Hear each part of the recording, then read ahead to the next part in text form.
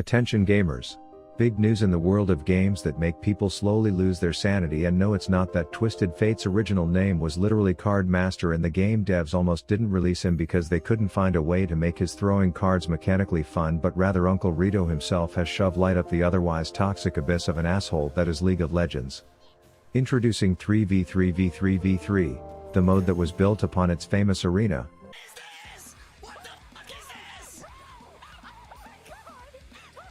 which has single-handedly pumped blood into my Y chromosome identifier and gotten me excited to actually log off the epic time waster that is hardcore WoW. And let me tell you, I could not wait to hit that confirmation agreeing to 20 minutes of chaos. Meeting all kinds of new interesting people. Clicking random ass cards to buff my abilities. Running into a team that has so many hookers you think this was a view-botted clavicular stream. Getting repetitively rezzed by some glittered-titted midget so that I can be the one to execute the winning kill, and celebrating with my team. Finna bust a squirt! Getting pounded round after round like an OnlyFans model on a work day, but still having fun even though I was around people who wanted to quit more than someone rocking nicotine patches like they are stickers, knowing there's always the chance I pull some fat augment that throws me into my old personal golden kappa train prism right off the bat and then turns me into a literal static shit of a fizzle tickler for the rest of the round, and thus 3v3v3v3 was going to be the thing that brings me back to League. Now, for anyone who is looking to get into the League chaos that has more RNG than a Vegas slots machine, I'd like to start by giving you a few things that you should not do. The first no would be seeing your teammate lock in brand, so you figured bringing a cage to confine the victims inside a burning building would be laugh worthy, only for him to catfish the fuck out of you and play some shish kebab enthusiast instead. Then I highly recommend you don't pick a second scaling rune on a scaling champ in a game that you just want to be able to bust nuts straight out of the gate, because you will quickly realize that you are basically just finger painting with a flaccid dick, and the enemy health bars will be dabbing on your damage. And let you tell me this will not feel pleasant in the early rounds, but be warned, this is not your sign from the universe to double down on the scaling runes while your team is lower on the leaderboard than Jeffrey Epstein in a morality contest. Long story short, this will result in you being the first throuple to get kicked from the gangbang, and thus I don't recommend it. The second thing you should never do is browse the internet raw, no protection, with just your bare unencrypted ass flapping in the digital wind while your ISP sits there like a Reddit moderator who finally found a use for all that free time. That is what is happening to you right now. Some hooded Doritos dust-covered data harvesting employee is watching your traffic like it's a new season of Love is Blind, and the fix is embarrassingly simple. I use ExpressVPN. The second you connect, everything gets encrypted, meaning it is physically impossible for their servers to store your activity, and here's where it gets fun: you can just move digitally, New York to Tokyo in about 4 seconds. Which sounds insane until you realize what you can do with it. Different regions, different content libraries, and different pricing. I have personally used this to access shows that my region decided I wasn't allowed to watch for reasons nobody explained to me. That said, the pricing thing alone is a rabbit hole you should nosedive into. 105 countries worth of servers. Up to 14 devices simultaneously. And if anything breaks, 24/7 live chat support staffed by actual humans, which in 2026 is a genuine selling point and not something I take for granted. And lastly, it's fast, like I show speed having a baby with that dude who wastes tremendous amounts of Saratoga water. Anyways, grabbing a 1 or 2 year plan through my link directly supports the channel, so find out how you can get up to 4 extra months by clicking the link in the description right now. Alright, last no to do before I get into the hidden tech that makes Arena so arousing. This is to get baited into these repair icons and to lock in something like Swain. I originally thought playing this soul-sucking geriatric in small arenas would feel like dipping my balls into a warm bucket of mashed potatoes, but it turns out it does not make up for the fact that I didn't know how the maps worked.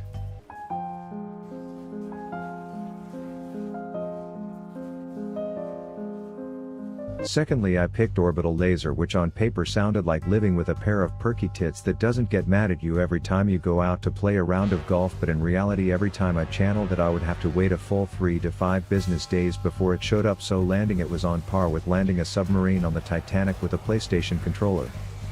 This combination of mistakes will result in you being the bottom bitch once again on the totem pole and getting kicked from the party before anyone else.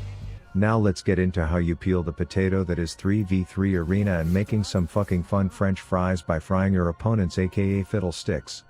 I got in there and immediately passed on the lousy shit they offered me off the bat until I was given the opportunity to adopt a B. Before I got my ult, I will say things felt slightly flaccid, as my only option to have value in this world was to suck off 3 dudes simultaneously, which I can't hate. That's a viable business model for a lot of women on the internet these days. But speaking of hoes, this Ashe was playing single player game mode here as we took it down to a res off, only for her to decide not to bringing me back to life.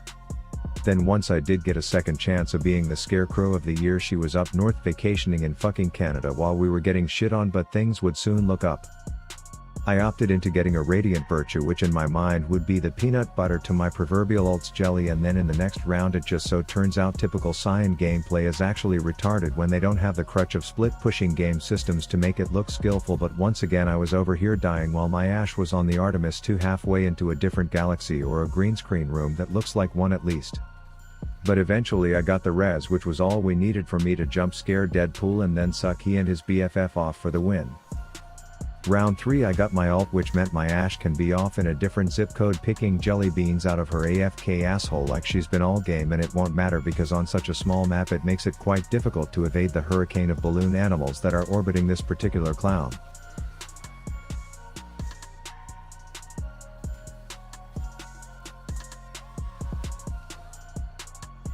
This would now be my strategy, as I would just hide and brush channel my inner faker and then plan a dank as fuck surprise party, only to lose a round of spin the bottle where it landed on Mordekaiser, who took me into the dimensional closet and tried to get to third base with me, but I quickly denied the offer to have a weird metal taste in my mouth all night and instead opted into the Ashe strategy of running away and doing nothing.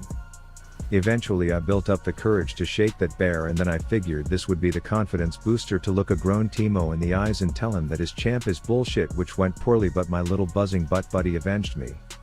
Long story short, we lost that round, but it's cool because in the very next round we were against some group that had their periods synced up as an augment or some shit, and even though they had a visual indicator of the buddy system, it didn't translate to them hanging out together at my surprise party, so Icy Ivy ended up having an early bedtime in this one. Then I admit I was slightly intimidated by the giant glowing red tape, so I paced back and forth like I had to take a shit real bad, until stage writing Ariana Grande reminded me of my mission to kill her and all her friends, so she went down peacefully, and then I just had to deal with autopilot Annie to finish off the round. The next round was something I will have fever dreams about for quite some time.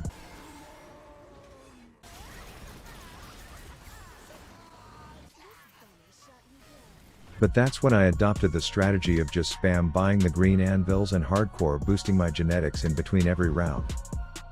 Then every time we get my favorite map, which looks like a deformed smiley face, I hit a fat as Kim Kardashian BBL ass quality ult, which is enough to send Mr. Waternoose back to Monstropolis, and then I decide to flick the rift clit because I want to be as far away as I can from weaponized Barney, who has been known to have a heavily hay-based diet, so we play an entire game of Monopoly on his ass and then he eventually leaves us alone. I decide to buy a death cap, which is probably triggering some mathematically correct fiddlestick fap happy calculus nerd out there, but I did it so the next time I ult it would be remembered.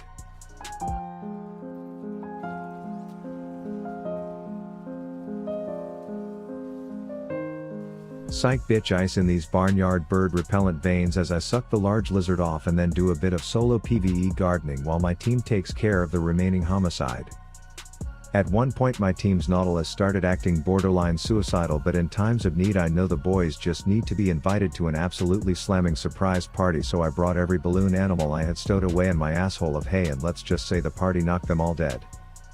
At this point I was full build, and as someone who has been playing exclusively World of Warcraft, I'm not sure what to spend my income on at this point, either throw it into a mutual fund or continue to buy peptides to help looks max my natural potential, which is what I did. We get into the very last round, winner takes all, and sure enough it's against the 9,000-pound Barney, as I opt to working this pull like I'm trying to fund my nursing degree before casting an ult that only a mother could love. I then run back to the boys for a little pep talk about when and where I should push R. This turns out to be the right move because my Ashe is ass when it comes to staying alive, so I stand on her corpse until she returns just in time to see me get stuck on a spiked trampoline where I would eventually meet my maker. They then abuse Mr. Waternoose once more before inviting me back to the party, where I can look up and in a Japanese accent yell "It's Godzilla" one more time before once again dying and watching my assigned coworkers take down the juggernaut, and that, my friends, is why Fiddle is fantastic at Arena and why I'm having fun on the League for the first time in a while again. Brush your teeth tonight, Rav out.